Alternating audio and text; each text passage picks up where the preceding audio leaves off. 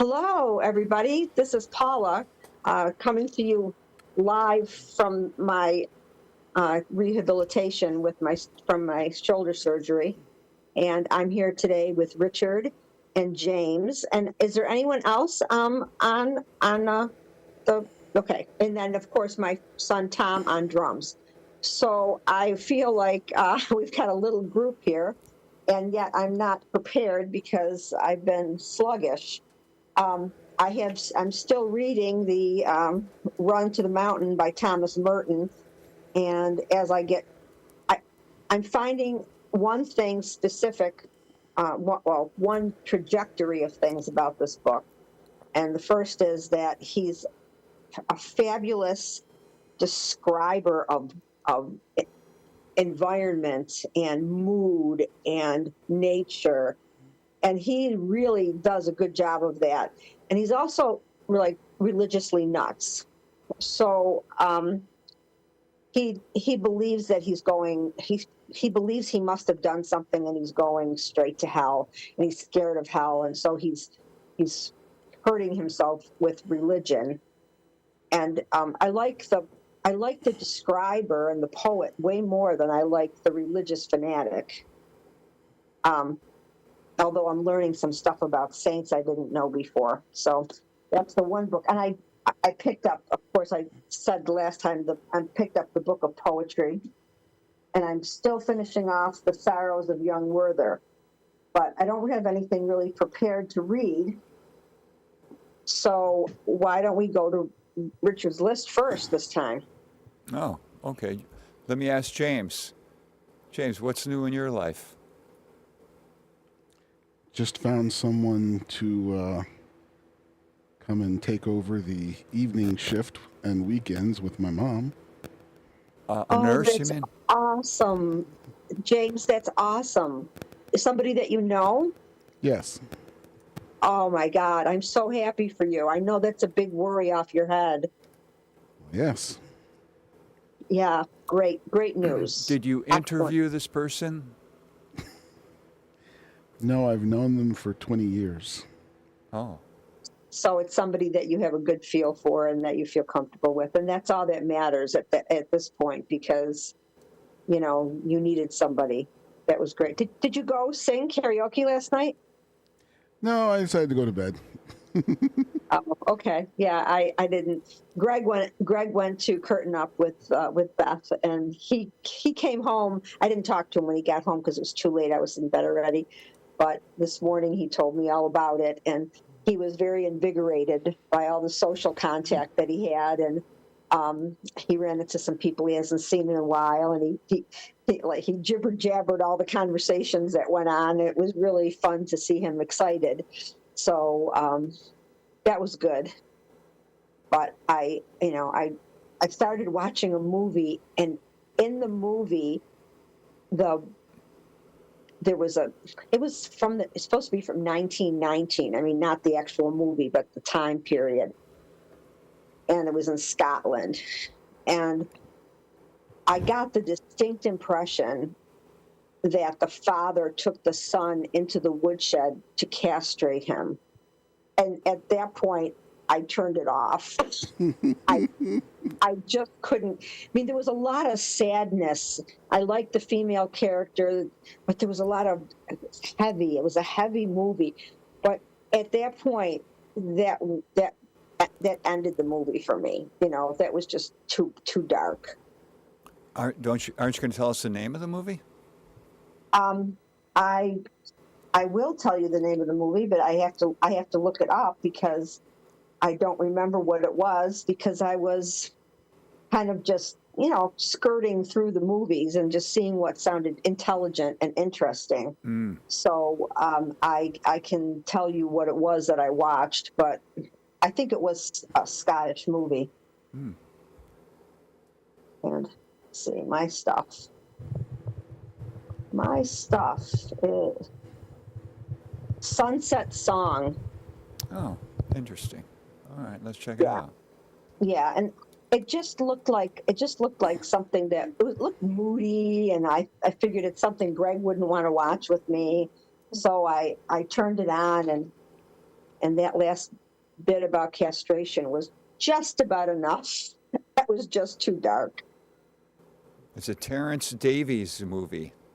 Do you know who that is? Oh yeah, I yeah. don't know. He makes very thoughtful movies. Terrence Yeah, and Davies. I usually look at the little blurb that they have on demand, and I read it, and if it sounds like there's any intelligence to it, I will give it a try. But sometimes if I'm really tired, I don't want to watch a foreign movie because I don't want to read subtitles. So, I don't want to miss anything because I like to look at the picture, and then if I read the subtitles, sometimes I miss something on the. But I mean, I don't mind regular when it's not late at night. But this one was, I think it was Scottish. It's a Scottish movie. Well, sure. I mean, he's British, so that's sort of part of the greater They made British it in- Isles. Made it in Scotland, yeah. Yeah. Yeah, the female character was very complex, and I liked her a lot. I just wish they wouldn't have castrated the brother because I couldn't get past that. Do you know the motivation?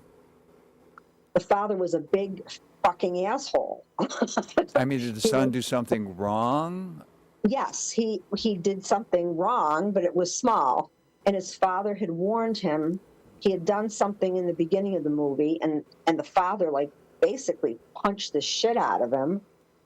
And he was very cruel, very religious, and very cruel. And then he said, if you cross me again, I will not hesitate to. And there was the word they used was not a word I was familiar with, but I got the gist of it. Mm-hmm. Like an animal, he said, I will bring you in like a lamb. And I got the impression that meant castration, which I'm sure it did. And then the son took his father's gun, which no one had ever touched except him, and he went out and shot a duck for dinner. And the father found out about it, and he took him into the barn. And I mean, I don't know if he actually did it, but that was the threat.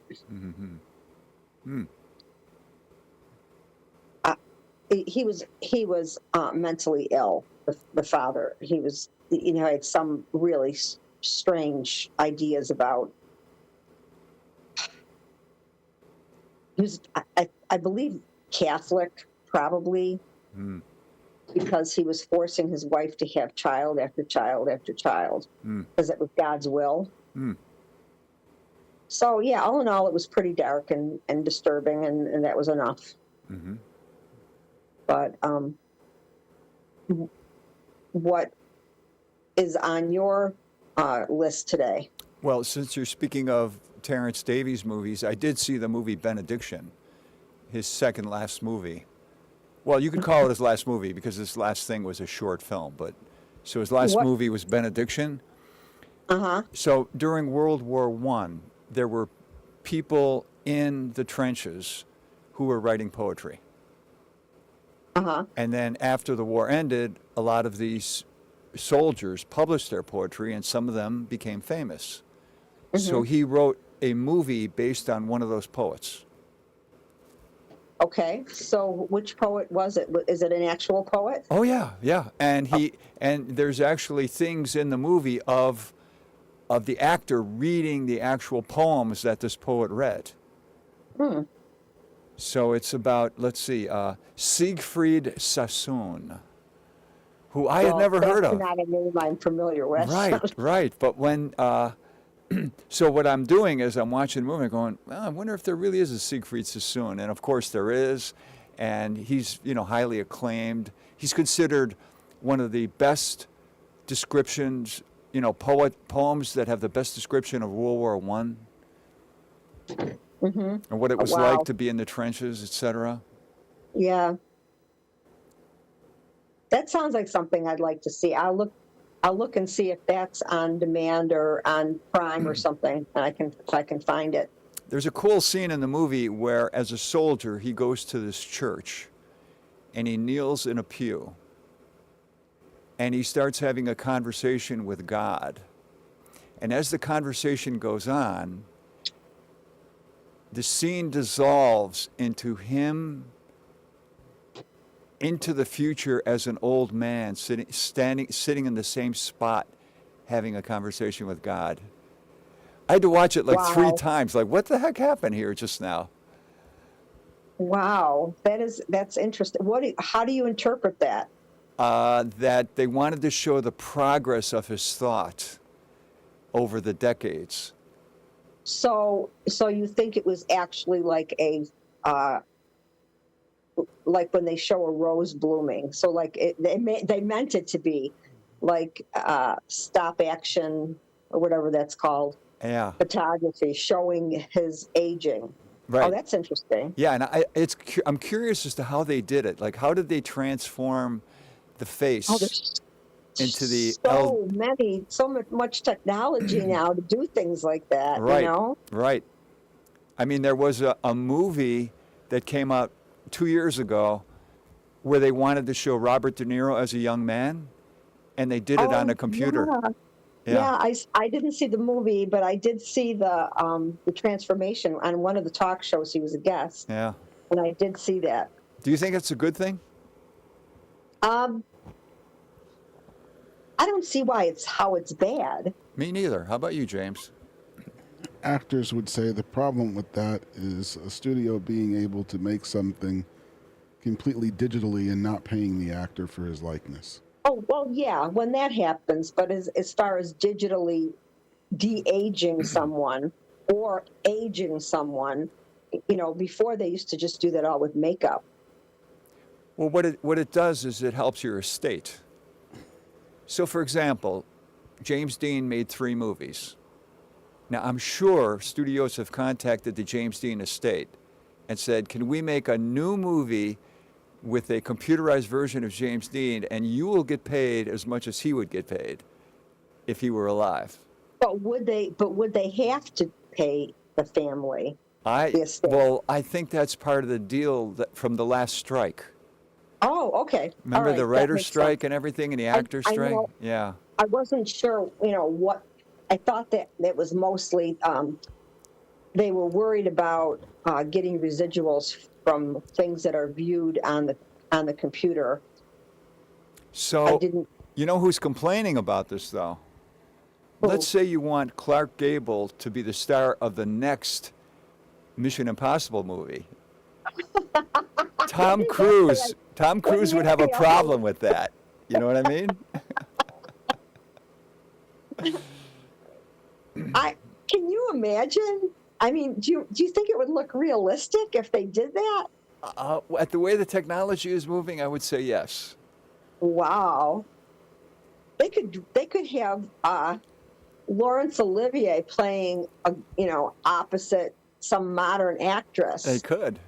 They could. I mean, there's the possibilities are endless. Yeah. And yeah, it does seem like it could be used for evil and not good, but all technology can. You know. This is true. You know what? I this is kind of a segue here. I've been watching a lot of the old Greg Sterle shows that Yeah.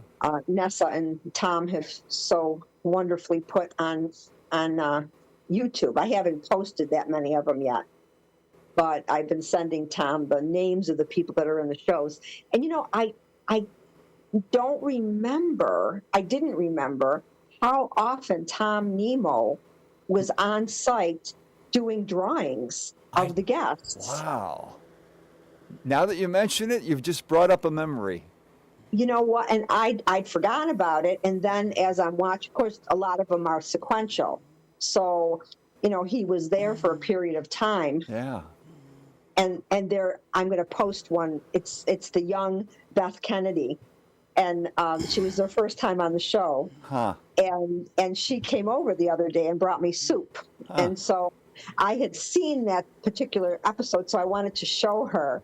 So she said, "Oh my gosh," she says, this is freakish, like going, like just shooting back into the past. And it is, even it's 25 years. Brad, could you give me some of that juju water that in that pitcher? It's in the pitcher. with some ice and a glass.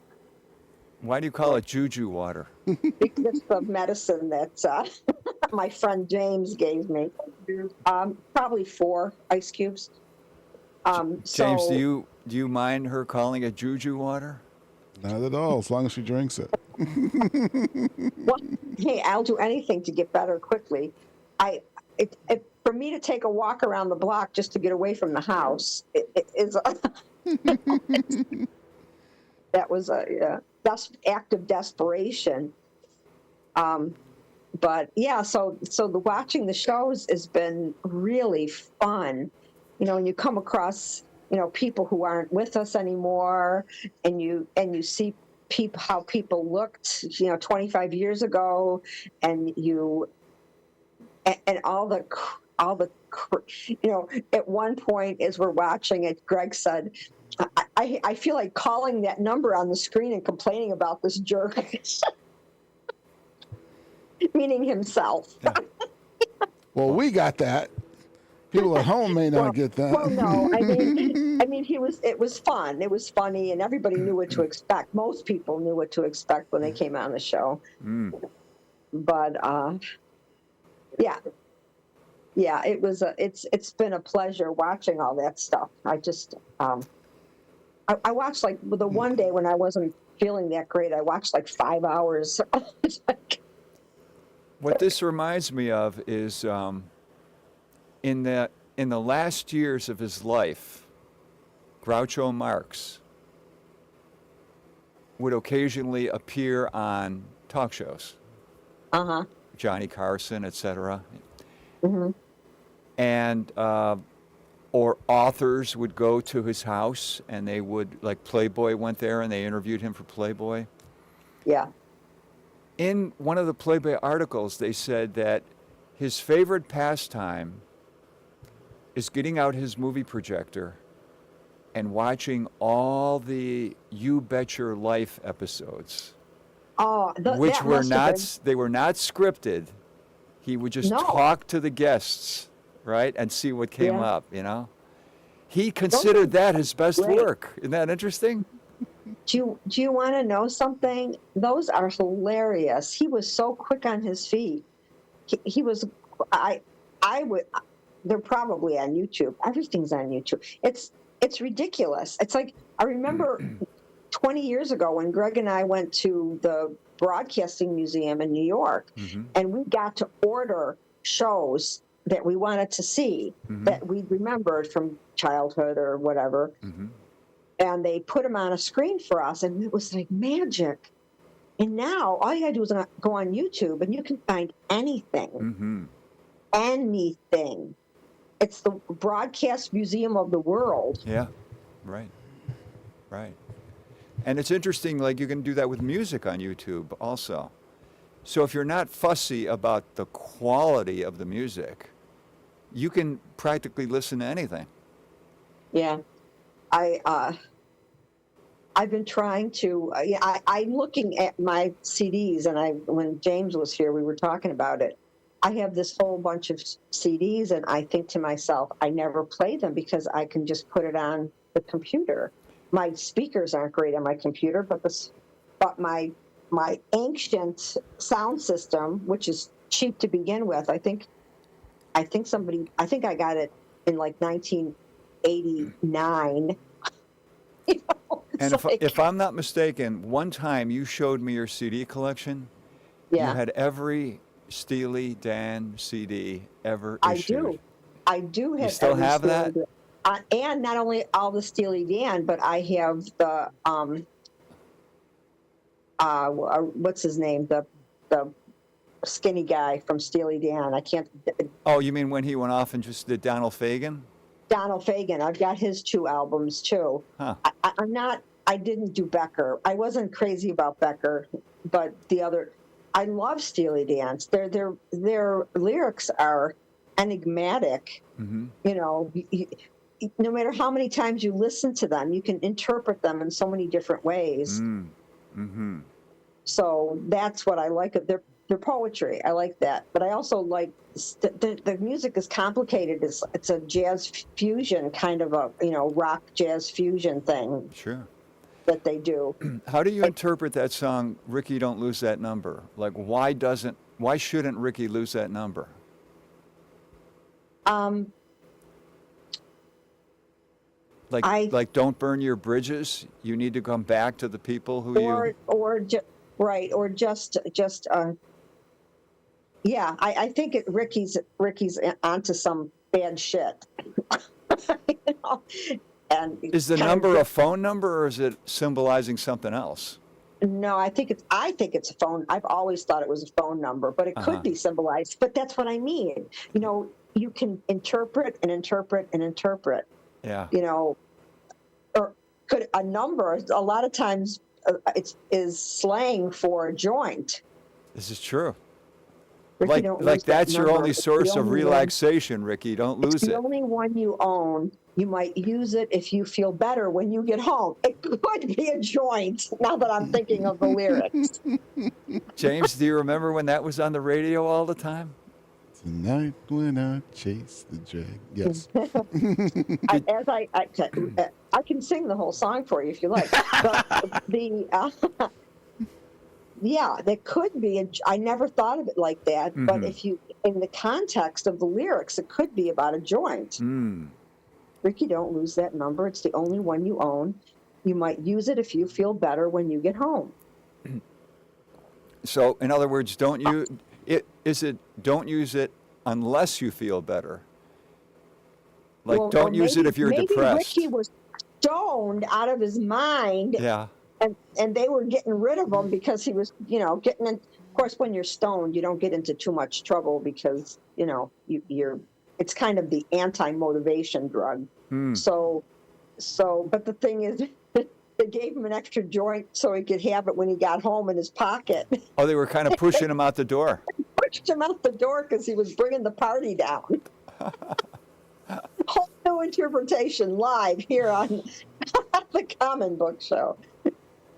But yeah, I would say I love them so much I can't even tell you what my favorite song is because I just can't choose.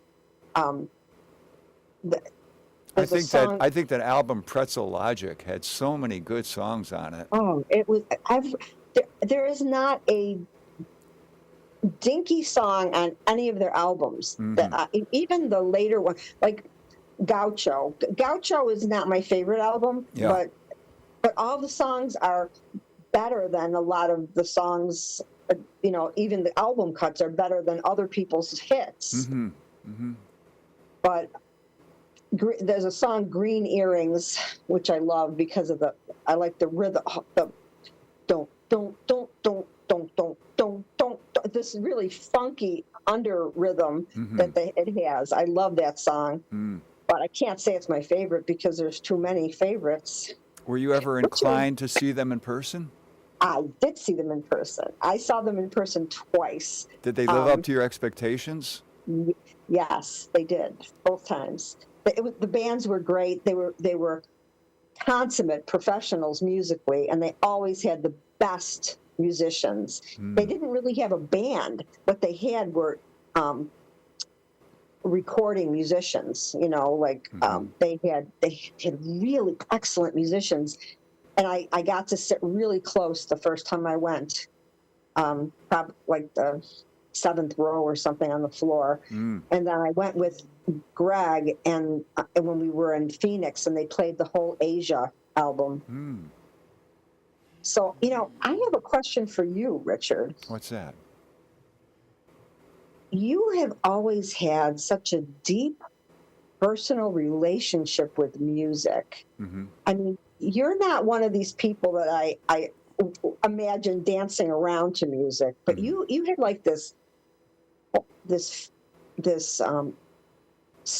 I hesitate to say spiritual, but some kind of soul depth where the music would affect you deeply, and you loved it, and it would excite you and make you happy. And or not even that, but it would contribute to your enjoyment of life. Mm-hmm.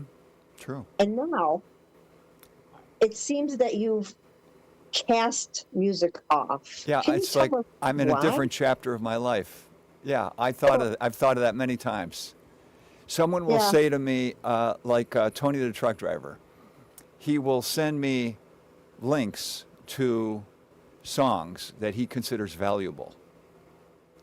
All right. And then I Yeah. will say to him, tell me what it is about the song that you find valuable, Tony. And then he will tell me. And then instead of actually listening to the song, I go and read the lyrics. And I find that more satisfying than listening to the song. But what about that magical mathematic connection to the mind of the music part? I think it exists for some people, and then for other people, it's different. It's different. So, for example,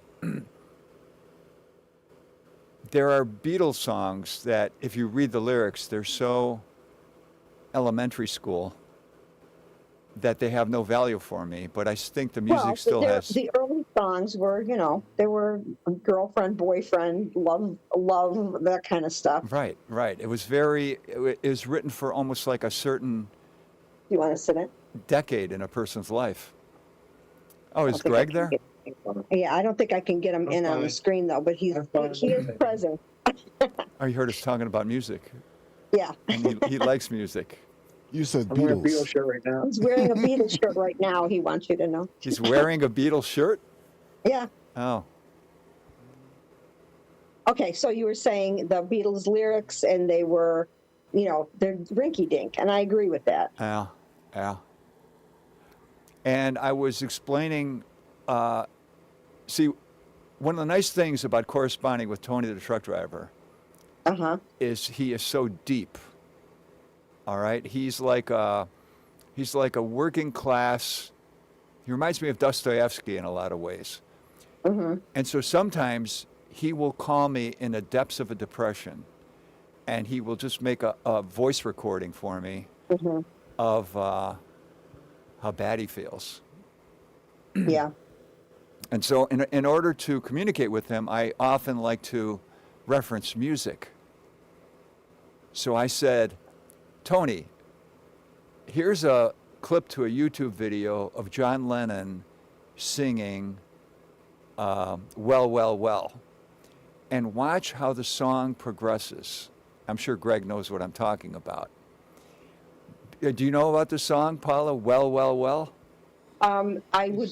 Screams it, Paula. Oh, okay. Yeah, he Well, goes from singing it to screaming it at the top of his lungs like he's having an emotional breakdown. Mm-hmm. And I said, this is part of John Lennon's life where he believed in primal therapy, where Mhm. you can actually feel better if you express your inner turmoil. Mm-hmm. And I said, the last voicemail you left me, you were doing exactly that. Yeah. You were just venting all your inner turmoil. And then he listened to the song and he knew exactly what I was talking about. Yeah. I think Tony's deep too. I really I find him. He has a lot of emotional depth, Hmm. and he I think people who have suffered have like it opens up something inside of you that is able to express or feel differently than other people. Have you ever had a life experience, including you, James, where as you're living it, a song comes into your head like you're living the song? Plenty of times. Can Yeah, can you give us an example? I have to think about that. Yeah. Well, the one that comes to mind for me is the one where I wrote. It's in the new book. It's Spinning Wheel, Mm. and the story is I had gone on my banana bike to save my mother, who was drunk and alone in a bar Mm. at Becker's. I don't know if you remember Becker's On Lovejoy? No, it was on Bailey near William, Oh. and I played that song over and over again in the jukebox because Ah. it was something that tied me to that song and that experience. The song I was experiencing emotional pain at the time, and so I actually had it as a soundtrack for that whole episode that happened. Mm-hmm. But yeah, I not only do I feel like I'm living a song sometimes, but I sometimes change the lyrics of songs to fit what's going on at the time. So, Mm-hmm. Mm-hmm. but yeah, so Richard, if I understand correctly from what you said, Yeah. your enjoyment of music was more geared toward the lyric Now it than the is. action. Yeah, now it is. Back then it was something different. Yeah, Yeah. Yeah. In yeah, other words, I'm interested in the ideas in the song. yeah. I am certainly more. I'm conscious of lyrics, but the rhythm and especially if it's complicated, if there's a lot of things going on at once, Mm-hmm. it's very stimulating, and I like that. Mm-hmm. And so that to me is important. And I don't listen to music as much as I did, Mm-hmm. but it helps me kind of stay in the moment too if I'm listening to something that's grounds me in time to now, because if I'm singing and dancing, I'm in the moment, and that's helpful. Mm-hmm. So Do you like watching dancers on I on film or whatever? yeah, I love watching dance, especially modern jazz dance. Mm-hmm. I mean, modern 20th century. Um, it's especially with a good choreographer. Mm-hmm. I find that fascinating. All the I love. I'm not a big ballet fan. The classics don't interest me that much. I Mm-hmm. like classical music, but ballet is too rigid or something for me. Mm. I know all choreographed dance is rigid. That goes with the territory, Mm-hmm. but I don't care for that. I like tap. I love to watch people tap. I love like Fred Astaire and Ginger Roger movies. I love that stuff. Mm. It looks so effortless, Mm. and it is really so effortful, but it looks effortless and it's beautiful. Yeah, I love dance.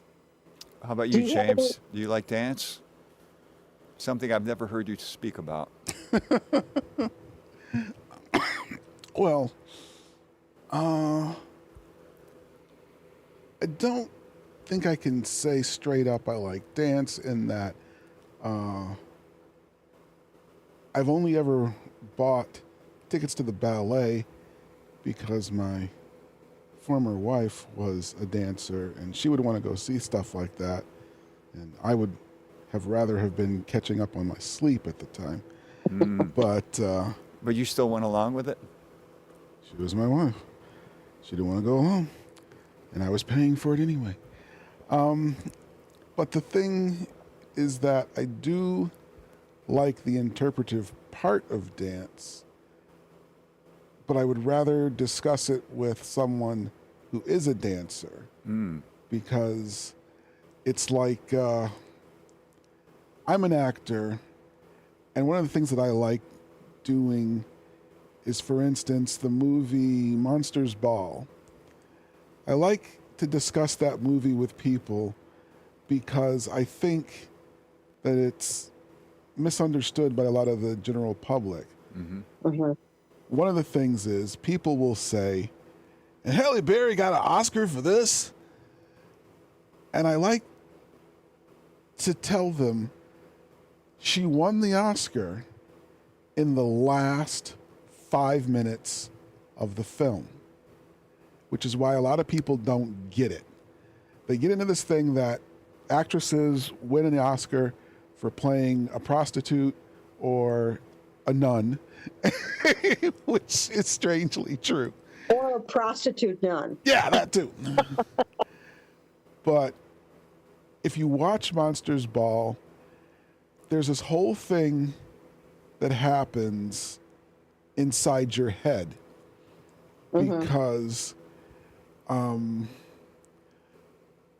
Berry's character over the course of the film has her life fall apart due to her husband getting arrested, convicted, and sentenced to the death penalty.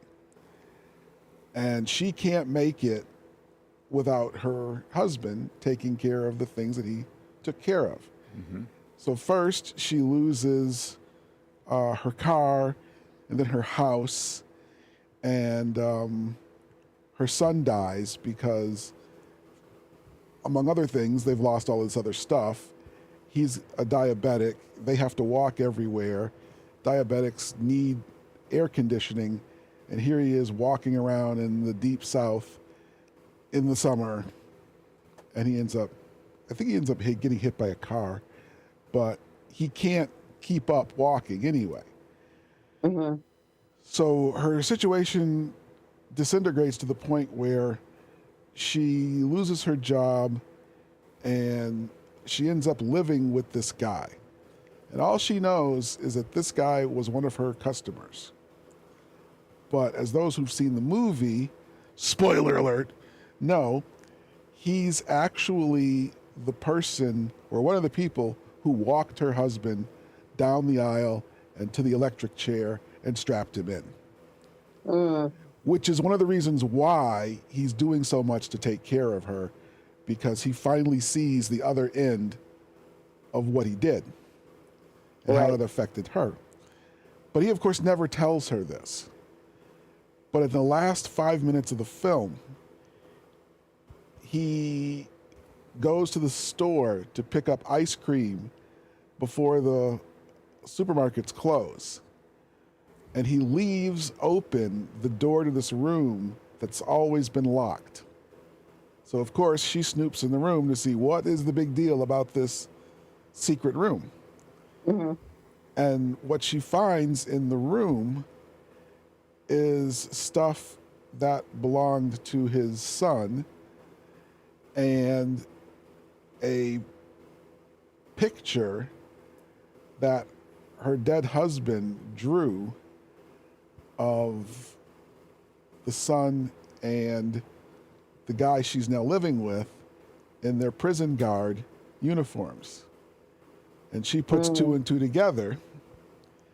And so for the last 5 minutes of this film, she's walking around the house looking at all of this stuff. And she ends up going outside to sit on the back stairs.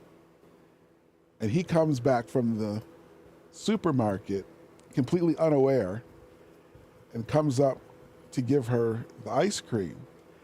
And in your mind, for the past 5 minutes of this film, your question is, and what is she going to do about it? And you're running all these scenarios in your head.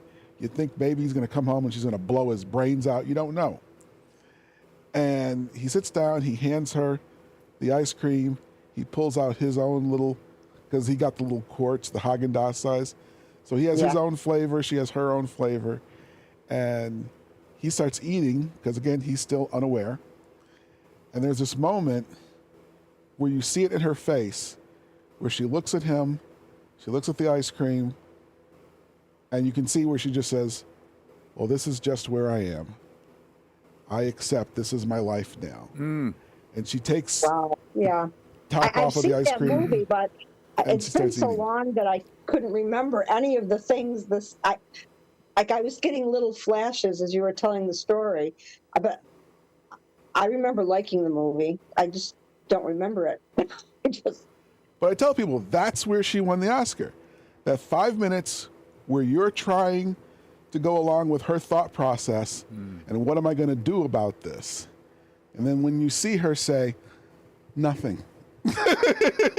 It's all done with her eyes and her expressions. There's literally 5 minutes without ditch a like a dialogue. silent film actress. And Wow, that's where yeah. she got the Oscar from. All the rest of the movie is just, it starts raining, you get wet, Yeah. Yeah, I really wish, that's one thing that I do, I wish I had a better memory. My memory is so poor. I mean, I have the ability to enjoy things while I'm reading them or watching them, so I could have never been without a system. I don't think I could have ever been a teacher. Do you know what I mean? I'd have to have copious notes all the time, but and it's kind of a shame because I would like to have things at my fingertips like that. Like Greg has that ability too, where he can, dish out a book or a movie like that. And for me, that is an impossibility. So maybe maybe I'll never get dementia because I've had it all my life. Well, for me with the dance thing, it's just the fact that I understand that I don't understand it on the level that I would understand a good movie. I enjoy having somebody watch Easy A with me, starring Emma Stone. It's such a well-crafted film that there's all kinds of subtext that comes through. And for instance, there's talk of a character named Jackie Rudetsky. And because this film is so good, during the editing, they ended up taking out most of Jackie Rudetsky's screen time. Mm-hmm. But the movie is done so well, you know which one of these uncredited characters is actually Jackie Rudetsky. And you remember the name of the character, Yes. which to me is unbelievable. So this ended up like we had the poetry show the one time. This ended up being a movie show. Mm-hmm. Is there anything that you want to add about the movie that James just talked about the Monsters Ball? No. Yeah. I watched it and I was moved by it as well. Yeah. Okay. All right. So let's see. Do we have anything on your list that we can talk about? Sure. This book here, let's see now. That would be this one. Of Boys and Men. Mm-hmm. And the subtitle is why the modern male is struggling, why it matters, and what to do about it. Okay? Okay. So here's something for us to ponder. This ties into the common theme that James likes to talk about. Okay. 20 years ago, men were 13% more likely to graduate from college than females. Today, females are 15% more likely to graduate from college than males. 20 years ago, females were more likely to gravitate around hearth and home and spend time indoors while the men went out into the world and did things. Today, females are going out into the world and doing things. Men sit at home with their video games and their sports entertainment. Women are a type of immigrant that had to fight its way into this country, and they are now determined to prove they can work harder and make a better life for themselves in this land of opportunity.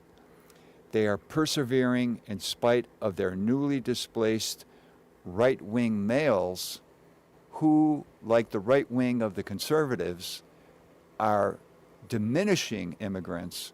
There are right wings among the males who are diminishing women and denigrating them.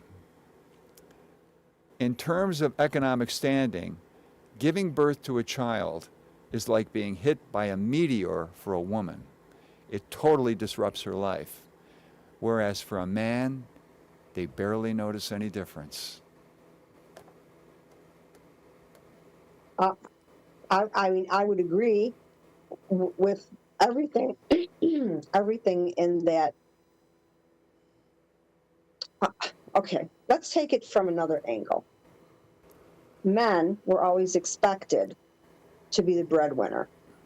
They were always expected to figure out a way to keep it together, whether or not that man's nature was such.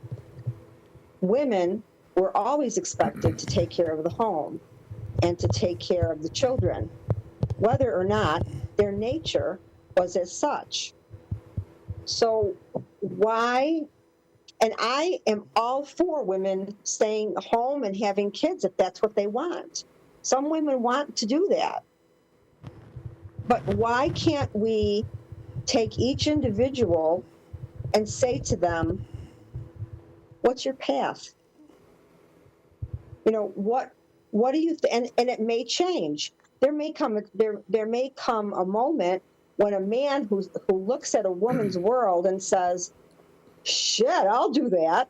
I'll stay home and take care of the house and take care of the kids.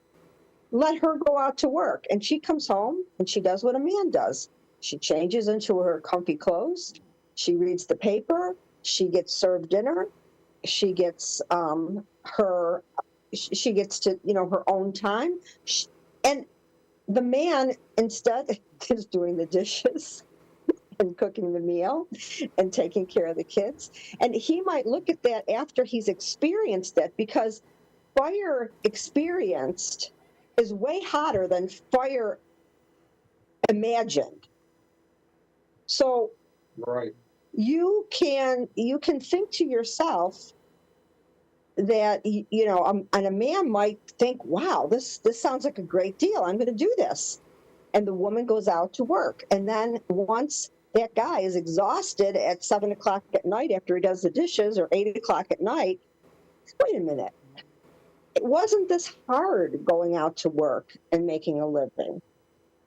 I mean, I walk a mile in my moccasins, But for a woman, it's not the same, because most of the time, if she chooses to go out to work, if she's not in a modern kind of relationship where the man, without questioning, just does half of the household stuff, she gets stuck doing 2 full-time jobs. And so if the world evolves in the right direction, which I doubt it will come down to that, like people sharing. If both people are working, both people are taking care of the house and the kids. If one person is working, one person takes care of the house and the kids. That's fair. If somebody is going out, one person, and earning all the money, the other person's job is to take care of the house and the kids. But if both people are going out and earning money, both people take care of the house and the kids. And so I think people are confused now about what their roles are. And I think men do feel threatened by the fact that no longer can they keep their wives under their control. And that scares some men. And the thing is, if it's a woman who you have to keep under your control, it might not be the right woman.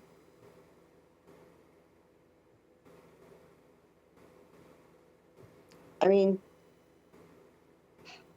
I do feel sorry for men who are wondering what their place is now. But they, like women, have to figure out who they are before decisions are made. Women had to figure out who they were when they were kind of set free. Do I want to go to work? Do I want to stay home? What kind of career would I look at? Do I want a part-time job and then be a mostly stay-at-home mom? There's a lot of decisions. There's a lot of soul searching you have to do to evolve. And unless these men get away from the computer games, like you mentioned in your reading, and the porn, which is a problem, and and the pot, because like I said, it's the great demotivator. You have to take a good hard look at who you are and what you want before you can figure out how to get that. And it is hard now for guys, James, as far as dating. You can't approach a woman. It's really hard. You have to be so careful. It's got to be nerve-wracking. But women still want relationships.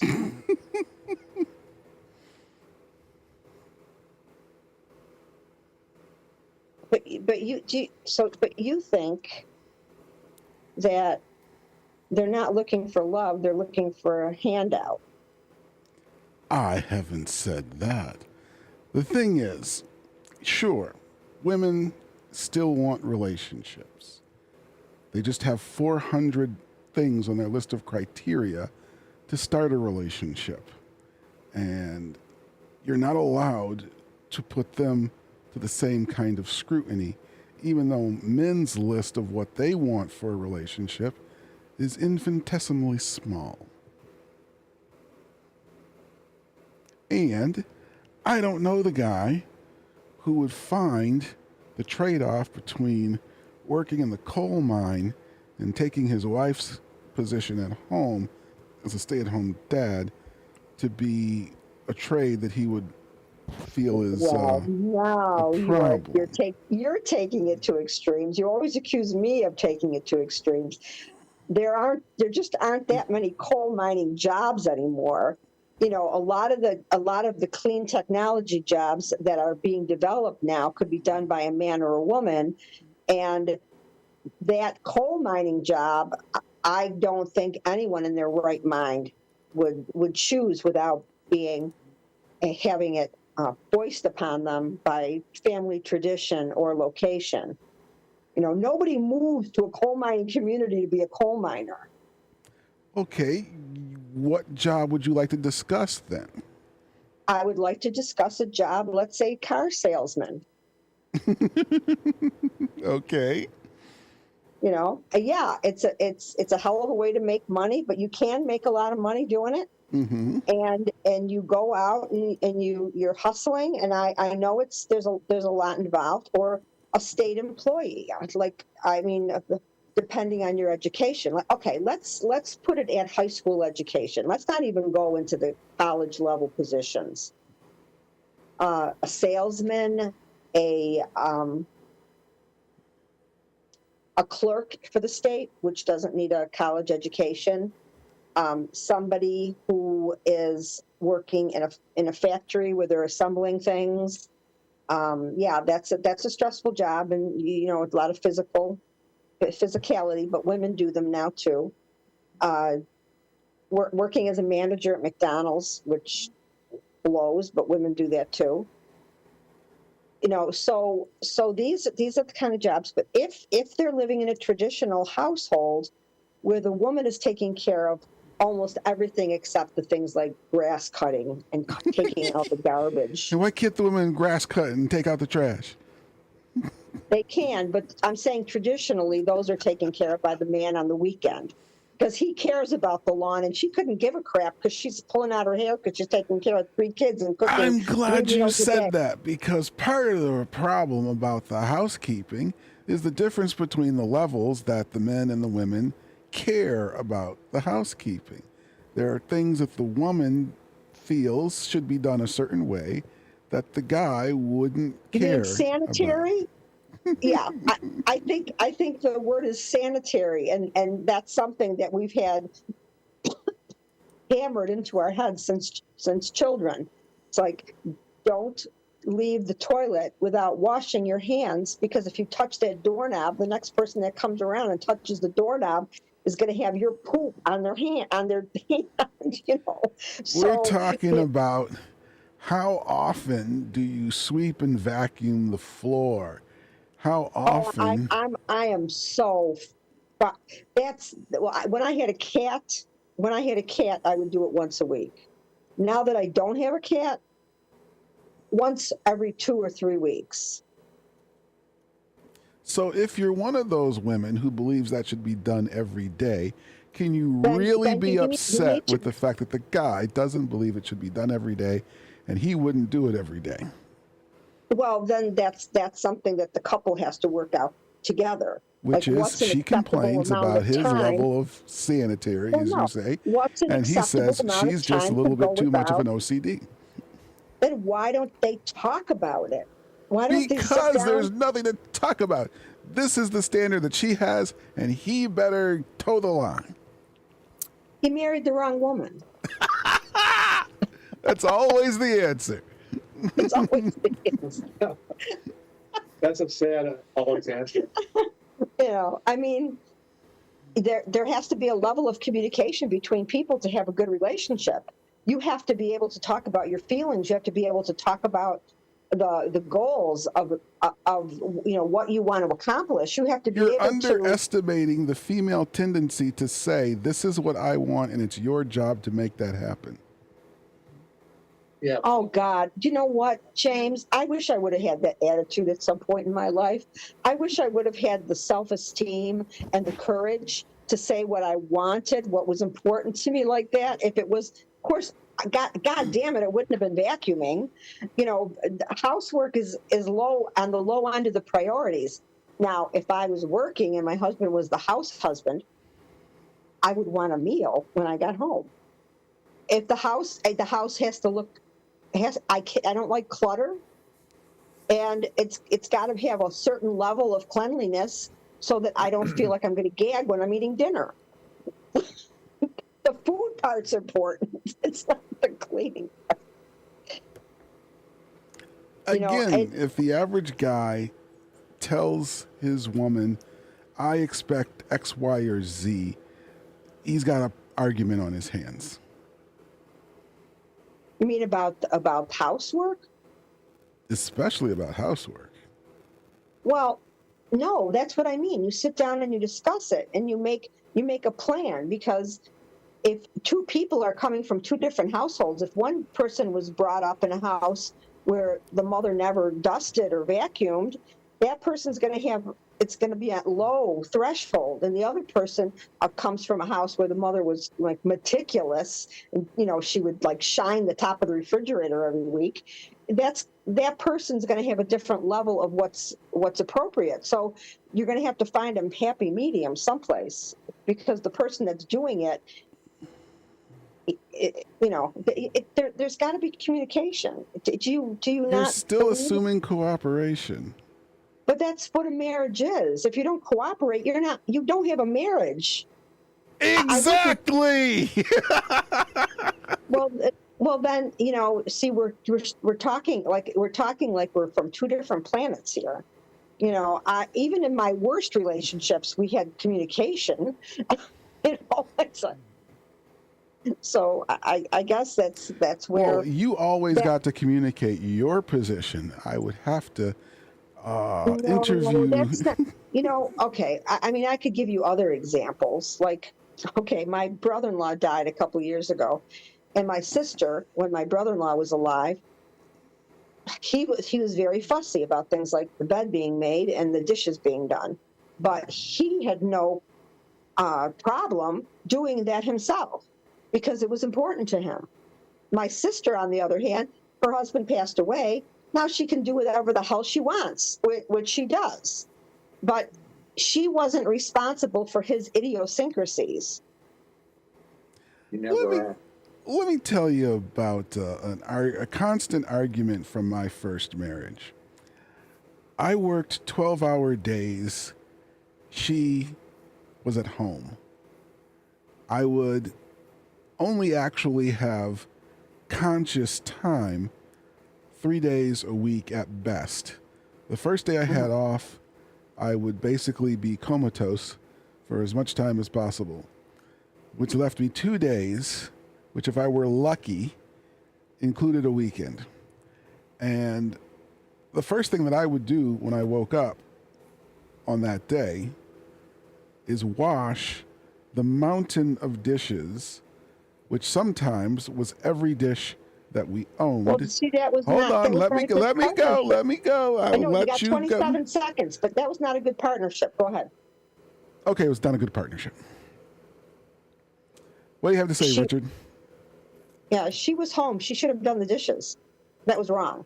But You when were I right. would do them, she would complain. That's my job. Why are you doing my job? Because you didn't do it. Sounds abysmal, James. I agree. All right, listen, we got 1 second. We're off the air. Thank you, everybody, for joining us. This was an unusual show, but it was fun, and I hope to see you in person sometime soon. All right, I'm going to go stop the stream. Okay, Tom. Oh, Tom left for his social event. Yeah, bad wife, James. You were trying to be helpful. I agree with you. I'm not disagreeing with you. Thank you.